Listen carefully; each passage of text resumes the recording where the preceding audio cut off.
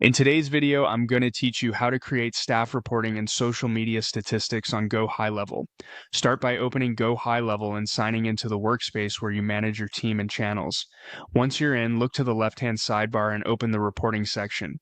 This is your hub for building dashboards that track staff performance and social media results in one place. Next, choose New Report. You'll see a few different ways to get started. If you want total control and don't mind building from scratch, you can create a blank report. If you already have something similar in another dashboard, you can clone an existing report or import from an existing dashboard to reuse layouts and widgets you like. For a faster start focused on best practices, select from Template Library. Go ahead and open the Template Library. Here you can either click Select to jump right in or take a moment to browse categories. Browsing makes it easier to find templates tailored to what you need, such as staff activity, pipeline performance, or social media analytics. If you know what you're after, use the search bar to look for templates using terms like staff, agent, social, or the network you're tracking.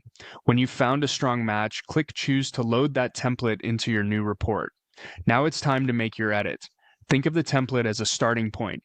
Update the report title to something clear, like Staff Performance and Social Analytics.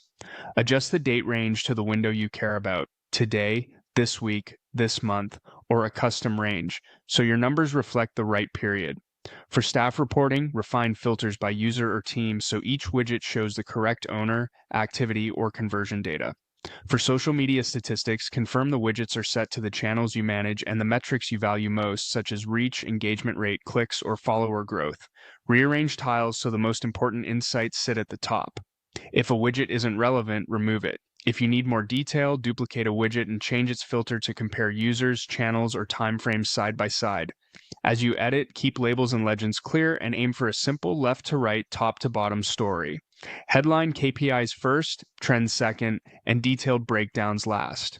When you're done, review for accuracy and consistency. With everything set, your report lives under reporting, ready for your team to reference and update over time.